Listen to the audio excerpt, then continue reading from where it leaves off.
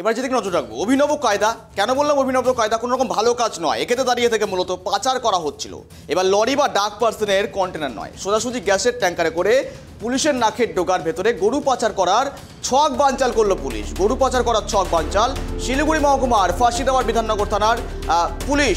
এক্ষেত্রে দাঁড়িয়ে থেকে এক্সক্লুসিভ যে ছবি দেখাচ্ছি, পাচারের আগেই ছক বানচাল পুলিশের। অভিনব উদ্যোগ দেখুন, গ্যাসের ট্যাঙ্কারের ভেতর গরু পাচার। একেবারেই রাজস্থানের গাড়ি দেখা যাচ্ছে সেখানে, দেখুন রাজস্থানের গাড়ি সরবরাহ করা হচ্ছিল, গ্যাসের ট্যাঙ্কারে করে পাচার করা হচ্ছিল। পাচারের আগেই চক বানচাল করলো পুলিশ।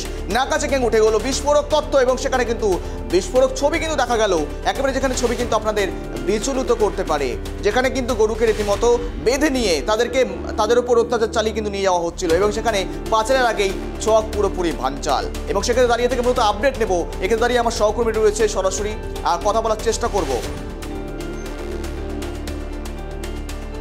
পাচারের আগে ছক বানচাল পুলিশের, পাচারের আগে ছক বানচাল করলো পুলিশ। গ্যাসের ট্যাঙ্কারে 16টি গরুকে আটক পুলিশের। দেখুন এক্ষেত্রে দাঁড়িয়ে থেকে মূলত কিছুদিন আগে মুখ্যমন্ত্রী মমতা বন্দ্যোপাধ্যায় একযোগে কিন্তু বলেছিলেন যে ক্ষেত্রে দাঁড়িয়ে থেকে জমি মাফিয়া রাজ থেকে শুরু করে পাচার থেকে শুরু করে কোনো দিকে কিন্তু একেবারেই অসজাগ থাকা যাবে না, সেক্ষেত্রে দাঁড়িয়ে থেকে সজাগ থাকতে হবে পুলিশকে। তারপর থেকে নড়েচড়ে বসেছে, তৎপর হয়েছে পুলিশ প্রশাসন।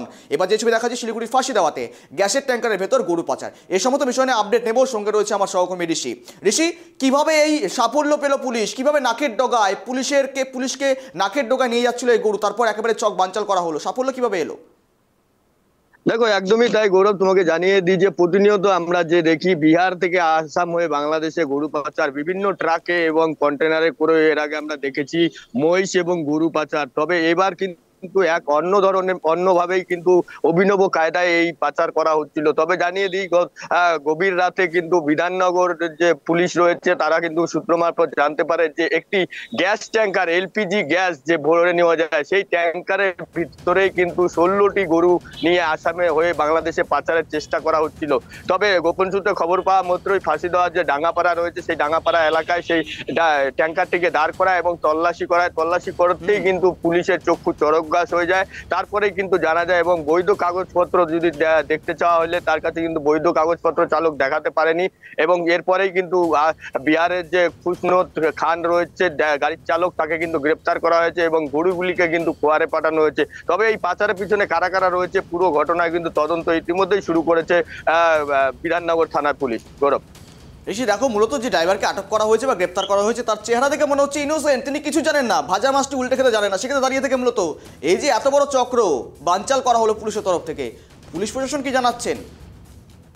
দেখো, একদমই তাই। তোমাকে জানিয়ে দিই যে ইতিমধ্যে কিন্তু সেই চালককে যখন গ্রেপ্তার করা হয়েছে তাকে কিন্তু জিজ্ঞাসাবাদ করা হচ্ছে যে কার নির্দেশে এইভাবে গরু পাচার করা হচ্ছে, তাটা কিন্তু তদন্ত। এবং পুলিশ অন্যদিকে সূত্র মারফত জানা যায় আজ যখন সেই ধৃত চালককে শিলিগুড়ি মহকুমা আদালতে তোলা হয়, তবে পুলিশ সূত্রে যেটা খবর, ধৃতকে রিমান্ডে নিয়ে এর পিছনে আর কারা কারা যুক্ত রয়েছে পুরো ঘটনা কিন্তু তদন্ত শুরু করবে।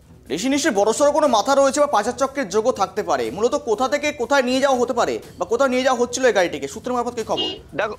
দেখো, তোমাকে জানিয়ে দিই প্রতিনিয়ত কিন্তু বিহার থেকে আসাম হয়ে কিন্তু বাংলাদেশে পাচারের উদ্দেশ্য করা হয় এবং পাশাপাশি প্রতিনিয়তই কিন্তু পুলিশ প্রশাসনের তরফ থেকে খড়িবাড়ি বলো, ফাঁসিদেওয়া বলো এবং নকশালবাড়ি থানা প্রতিনিয়ত কিন্তু এই যে কন্টেনারে করে গরু পাচার রাতের অন্ধকারেও কিন্তু হয়। তবে বড় সড়ো কোনো মাথা হাত যদি না থাকে তাহলে কিন্তু এই পাচার সম্ভব না। তবে যারা যারা রয়েছে তাদেরকেও কিন্তু খোঁজে ইতিমধ্যেই তল্লাশি শুরু করেছে।